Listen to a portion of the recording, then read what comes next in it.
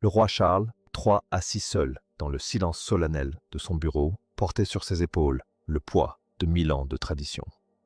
Devant lui se trouvait un document qui allait rendre insignifiantes toutes les annonces précédentes du palais. Il ne s'agissait pas d'une simple mise à jour administrative. C'était la loi sur la succession royale et la continuité de la couronne. D'un seul trait de sa signature, Charles ne signa pas seulement une loi. Il façonna l'avenir. Il ne se retira pas, il n'abdiqua pas, mais il brisa formellement l'ancienne illusion dorée, selon laquelle un roi devait régner dans un isolement total jusqu'à son dernier souffle. En légalisant une direction conjointe pour la continuité, il a de fait déplacé le centre de gravité du pouvoir de son propre bureau vers la maison de Guillaume et Catherine. À peine la décision signée, l'atmosphère au palais changea, transformant une décision familiale privée en un exercice d'autorité nationale qui obligea chaque conseiller royal, courtisan et parent à reconnaître que le règne suivant avait déjà commencé de fait comme de droit. La décision était née d'une blessure profonde, dont le public n'avait qu'entrevu quelques mois auparavant. C'était un matin frais au château de Windsor, lors d'une cérémonie d'investiture privée. Un événement où l'on épingle des médailles et où l'on décerne des honneurs avec la précision rythmique d'une horloge. Mais au beau milieu de la cérémonie officielle, le silence se fit. Charles, debout devant une rangée d'officiers, se tut soudain. Il perdit le fil, son regard errant, tandis qu'un silence pesant et inhabituel s'installait dans la pièce. Pendant 3 longues minutes, le centre du pouvoir royal disparut. Ce fut un véritable cataclysme pour l'image du souverain invincible. Un écuyer s'apprêtait à intervenir, mais le prince William traversa la pièce le premier. Non seulement il aida son père, mais il prit en charge les présentations avec une aisance déconcertante, Catherine veillant au bon déroulement du protocole. Ce matin-là à Windsor révéla une vérité terrifiante. La monarchie était dangereusement dépendante de la santé d'un seul homme, et les lois en vigueur n'offraient aucune solution claire à l'héritier en cas de crise. Le roi se remit, mais le souvenir de ces 3 minutes de vide le hanta. Il comprit que la tradition n'était plus un rempart suffisant contre l'instabilité du monde moderne. Dans les semaines qui suivirent l'incident de Windsor, Charles se replia sur la période de transition de son règne. Il demanda l'accès à tous les dossiers confidentiels relatifs à la régence, à la succession et à l'autorité légale du prince de Galles. Il travaillait tard dans la nuit, souvent sans son équipe habituelle de conseillers, à l'élaboration d'un cadre garantissant que William et Catherine ne se contenteraient pas d'attendre le trône, mais qu'ils en partageraient activement le fardeau. C'était là le paradoxe fondamental. De la loi, Charles était au sommet de son autorité, et pourtant il utilisait ce même pouvoir pour la redistribuer. Il assurait son propre héritage en préparant son absence. Une fois le projet finalisé, il contenait une clause accordant à William et Catherine l'accès à des briefings hebdomadaires de la souveraineté et aux dossiers d'urgence relatifs à la sécurité nationale. Des briefings qui, depuis des siècles, étaient l'apanage exclusif du monarque. Cette densité d'informations visait à prévenir tout retard dans la prise de fonction en cas d'urgence nationale soudaine.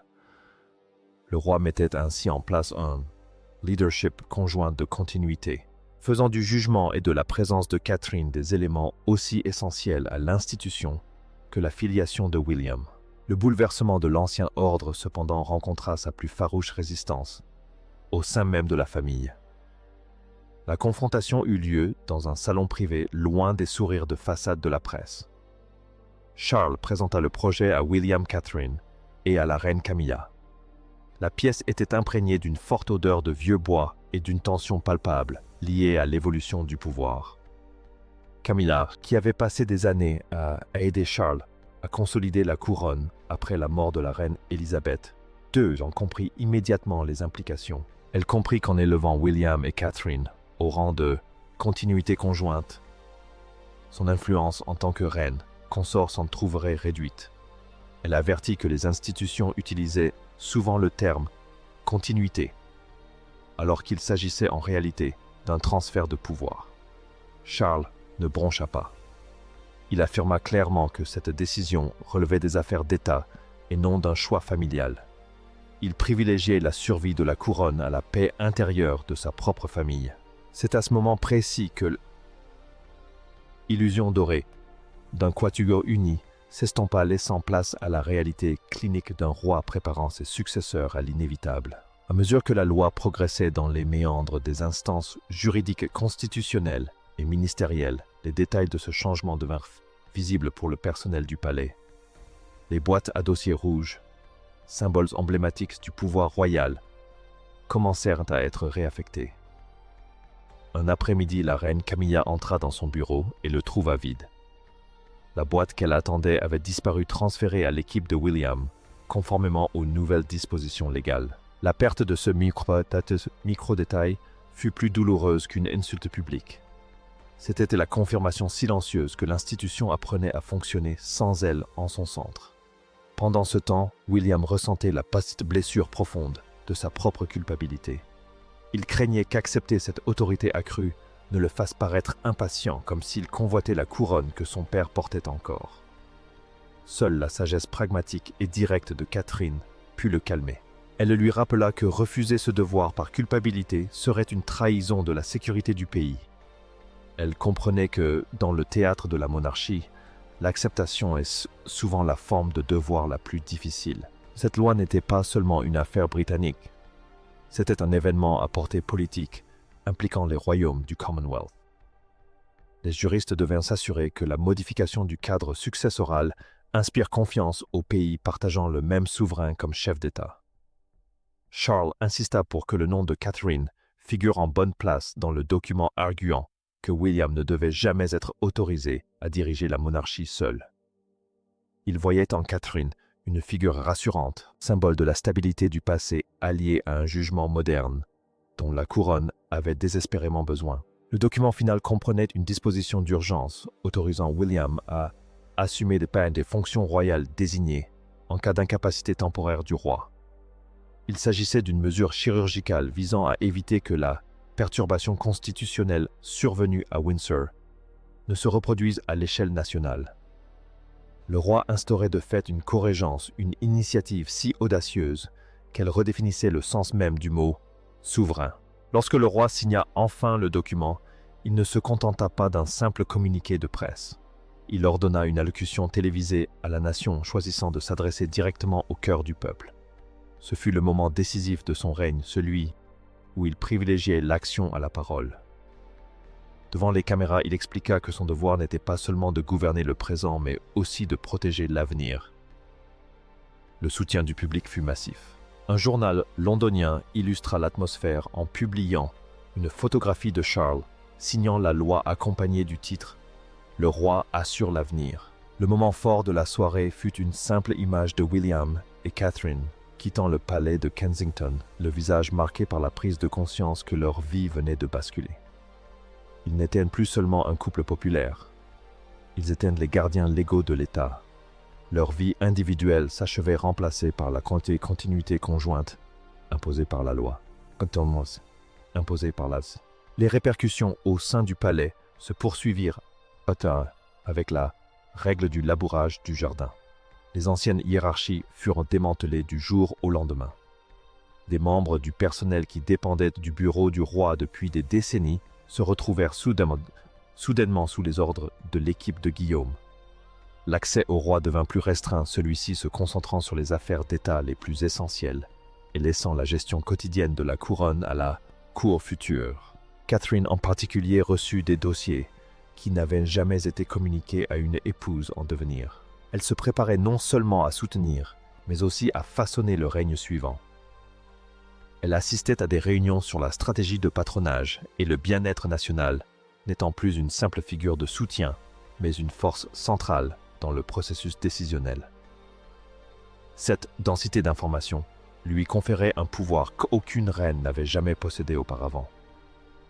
Il s'agissait d'une transition fondée sur des bases factuelles et l'autorité légale, plutôt que sur les dissimulations de la formation traditionnelle. Le dénouement de ce drame cinématographique se déroula au balcon du palais de Buckingham.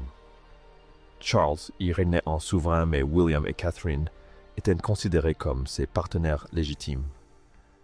La décision du roi n'était pas un abandon de pouvoir, mais un exercice magistral de préparation de l'avenir. Il avait compris que la plus grande performance d'un roi réside dans la manière dont il prépare son règne.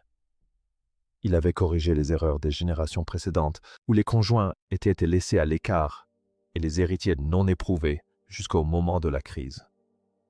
En signant la loi, il s'assura que lors de la transition finale, il n'y aurait ni panique, ni incertitude, ni vide de pouvoir. La monarchie était devenue un système plus pérenne que les individus qui la composent. Charles demeura roi, mais il avait offert à son fils le plus beau cadeau qu'un père puisse faire du temps. Le temps de se préparer, le temps de guider et le temps de comprendre le poids des responsabilités avant qu'elles ne deviennent absolues. William apparut au balcon, non pas en héritier triomphant, mais en homme prêt à en assumer les conséquences. Catherine se tenait à ses côtés, future reine, protégée par la loi et investie d'une confiance inébranlable. Ensemble, ils incarnaient une transition fondée sur la préparation plutôt que sur la panique. L'héritage de cette loi fut un profond sentiment de stabilité. Le pays avait été témoin du sacrifice du roi et l'avait compris. Il avait clarifié l'avenir, éliminé les superfluités de la tradition et délivré une leçon philosophique qui resterait gravée dans les mémoires pendant des siècles. Le véritable pouvoir se mesure à la sagesse avec laquelle il est partagé. La monarchie entama une nouvelle ère unie et non divisée. L'incident de Windsor fut oublié, remplacé par l'image d'un roi assez fort pour reconnaître sa mortalité. Le leadership conjoint de continuité devint la nouvelle norme pour le Commonwealth, un modèle de survie des institutions ancestrales dans le monde moderne. Charles, observant William et Catherine accéder à leur nouvelle fonction, sut que son règne serait marqué par cet acte de clairvoyance. Il avait sauvé la couronne en y renonçant. Il avait trouvé sa résolution, non pas en détenant le sceptre, mais en veillant à ce qu'il ne tombe jamais. Le silence du bureau de Clarence House n'était plus pesant. C'était le silence paisible d'une tâche accomplie. L'avenir n'était plus un mystère. C'était une loi signée et scellée au nom de la couronne. Tandis que la nation s'adaptait à cette nouvelle réalité, les micro-détails continuaient de raconter l'histoire. La façon dont le roi ajusta les insignes de Guillaume avant une cérémonie télévisée, un geste de fierté paternelle et d'approbation souveraine, en disait plus long que n'importe quel texte de loi. Leur collaboration lors des réunions de continuité prouva que l'illusion dorée avait cédé la place à une base factuelle de véritable partenariat. Camilla, elle aussi, trouva une nouvelle place au sein de cette structure, privilégiant l'unité à la résistance et se dressant comme un pilier pour un roi qui avait fait le choix le plus difficile de sa vie. Le test du ton au sein de la maison royale était celui du respect professionnel et du partage des responsabilités. Le palais n'était plus un lieu de rivalités internes. Il était devenu un moteur de continuité nationale à l'image d'un film commercial. Ce chapitre de l'histoire de la maison de Windsor sert de guide pour la pérennité d'une dynastie. Charles a rempli toutes les conditions requises pour diriger. Il a identifié la source du problème.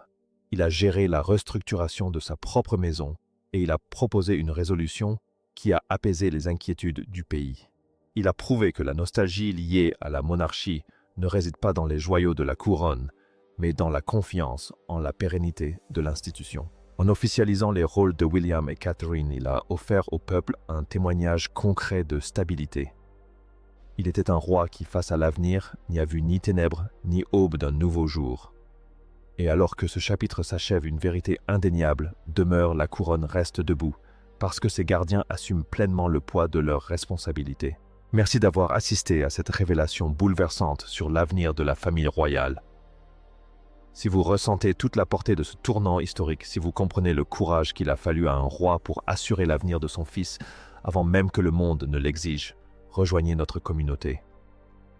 Abonnez-vous à notre chaîne pour continuer à lever le voile sur les vies qui ont marqué un siècle. Des vies vécues sous les feux de la rampe comme dans l'ombre. Que pensez-vous de la décision finale du roi Charles? La loi sur la succession et la continuité de la couronne était-elle un acte nécessaire d'un souverain visionnaire ou un aveu poignant de la fragilité humaine? Partagez vos réflexions dans les commentaires. Les histoires des souverains et des stars ne s'achèvent jamais vraiment. Elles attendent simplement que le prochain secret soit révélé. Les lumières de Buckingham Palace brillent toujours et l'avenir est enfin assuré. Au revoir pour l'instant, mais la conversation ne fait que s'amplifier. Continuez à chercher la vérité derrière le glamour, car c'est là que réside la véritable histoire. Le voyage se poursuit solitaire, silencieux et suprême. L'image finale du roi, du prince et de la princesse réunis symbolise la résolution d'une génération d'incertitudes. Elle incarne la démonstration plutôt que les paroles d'une famille qui a choisi le devoir plutôt que l'orgueil. Le parallèle avec le dîner de paix d'avril s'est résolu non par de nouveaux combats, mais par un pacte de fraternité légale et un acte de confiance souverain. Les futilités des ragots de palais ont cédé la place à la rigueur factuelle d'un cadre constitutionnel. Charles III restera dans les mémoires comme le roi qui a préparé l'avenir, veillant à ce que les fleurs du règne suivant s'épanouissent à l'abri d'une loi qu'il a eu le courage de promulguer. La vérité a éclaté au grand jour et s'est posée sur les épaules des deux personnes en qui il avait le plus confiance. Le silence qui régnait dans les couloirs est rompu par les bruits d'une famille qui avance ensemble. Et c'est là, en fin de compte, la seule histoire qui mérite d'être racontée.